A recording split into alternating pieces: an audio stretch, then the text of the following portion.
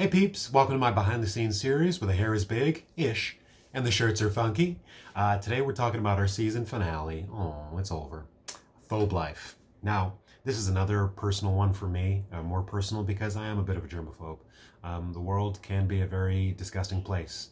And thanks to shows like Monk, with Tony Shalhoub, I was shown the reality of some things. And, so as real as that is, for me and for a bunch of other people, there are a lot of comedic devices or comedic ways to show the germophobia, I think. And so this is tipping my hat to Monk a bit in this episode, and also some real New York City germ struggles.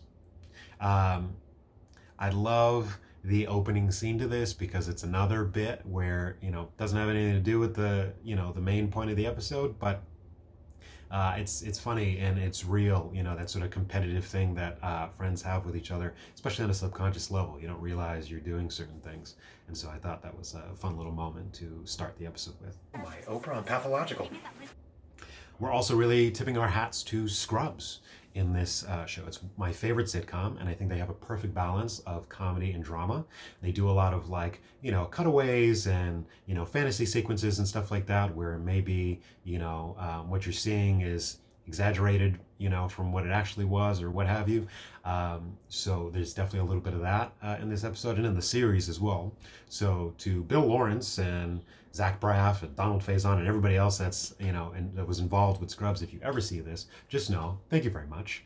Your inspiration helped create this show. The train platform stuff and the subway car. I can't begin to tell you how difficult it was to shoot on the subway, but I'm going to try. We had 4 police officers come after us pretty quickly, after the platform, shooting the platform stuff, saying, you have to get out of there. So what we did as indie filmmakers were like, oh my God, so sorry, cool, thanks for not ticketing us. And then we went to another subway station, got on the train and finished what we had to do. You got to do what you got to do, peeps. Make it happen.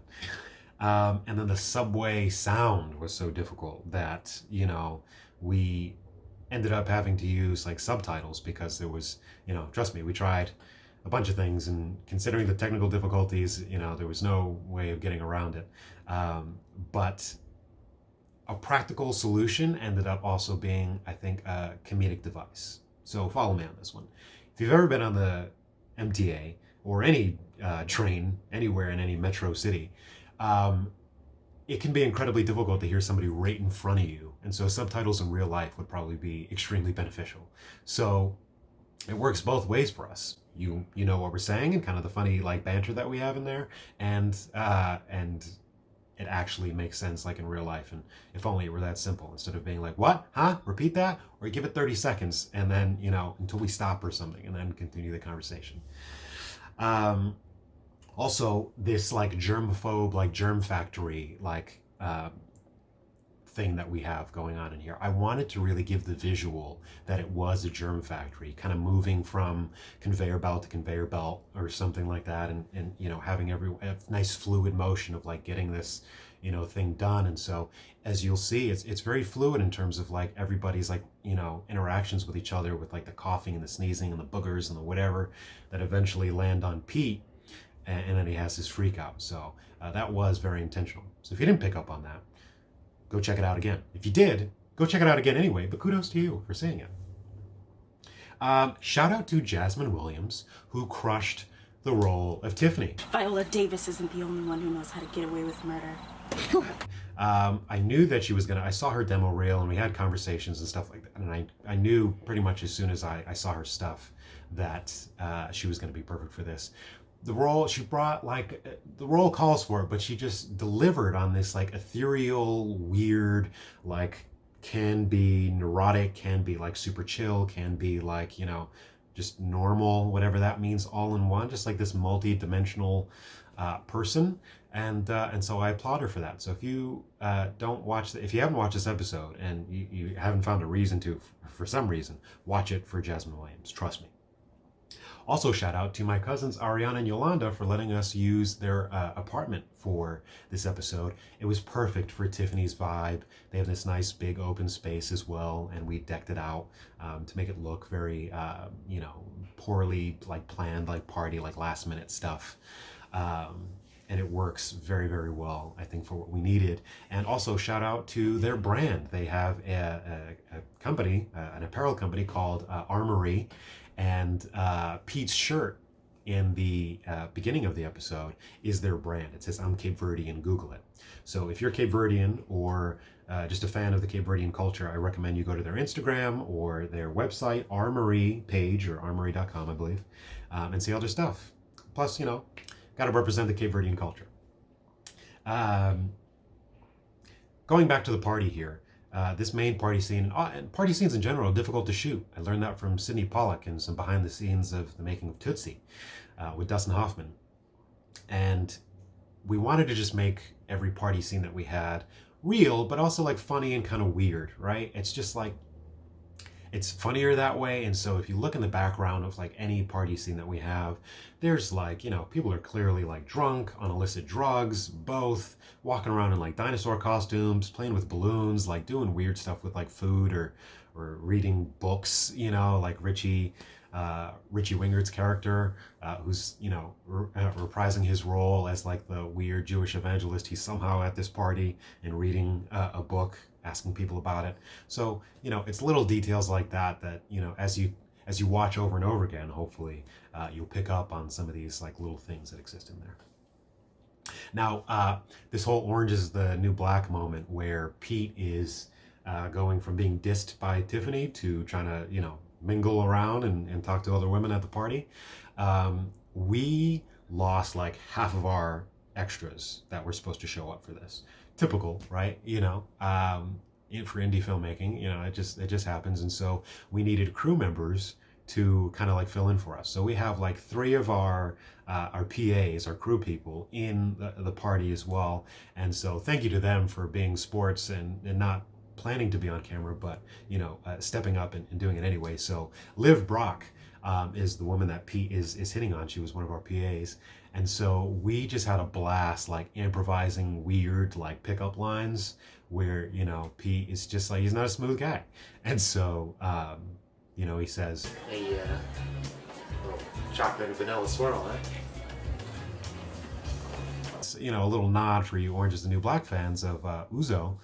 I believe she said that in season 1 to Piper, and I think that's a super funny line. And then obviously it doesn't work, so he's like, "Oh, I hate Orange is the New Black." But we did like a bunch of weird lines and tried everything that worked. We could not get the crew to stop. Like, so many takes were ruined by people laughing, including myself, including Liv, the director, Alexandra, everybody else, just like laughing hysterically at just the things we were able to kind of come up with. And we landed on that. But it was a great moment. We just had so much fun. And I obviously, when writing this, I was like, what's my germaphobe nightmare? And how do I crank that up to like a gazillion for Pete? I was like, okay, so, what are some disgusting things that he can see that really trigger him to like, to get out of there? So, people grabbing handfuls of chips, licking their fingers, not realizing it, no one's washing their hands. Somebody spits back some nasty punch that they, didn't like back into the bowl. Somebody's like digging at like their ass because they're like high or like whatever, not realizing it, and then like shaking somebody else's hand. All these things that you might not notice like normally, especially when you're at a party and everyone's just kind of like loose. But Pete was like sharp and was like, "Oh boy, got to get out of there." And so he frantically begs Polly to bounce. And then one of my last favorite moments here is that like we go back to the apartment and we have like this nice cheesy, like another like, Family Matters, Full House moment. I'm glad you're my friend and my roommate. So am I, Polly. you know, where it's like sentimental, and they're talking about, you know, their friendship, and sort of tying up that for better, you know, or for worse, they learned a lot from each other. They're glad that they're friends. You know, it's been a beautiful experience this time that they've been living together. And then we go into their signature handshake, which is classic. We started the series with that, ending the pilot with that, and to end the series with that felt very fitting. And, you know, of course, before, you know, the sneeze, and we go up, a great way to kind of like, you know, stop that moment. And it just felt very nice. It felt like a very fitting way to end the series. And then if you missed it, we have a fun little bonus scene that is mid-credits. You got to stick it all the way through.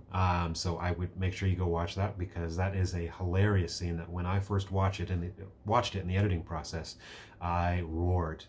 So shout out to Mackenzie Barman as well for editing and making that like section like super funny. So I recommend that you guys check that out. So that is the end of our behind the scenes series, y'all. Thank you so much for watching. I truly appreciate it. If you haven't checked out Peas in a Pod Season 1, I recommend you do it. It's available on YouTube, Vimeo, and Starable. Thank you again.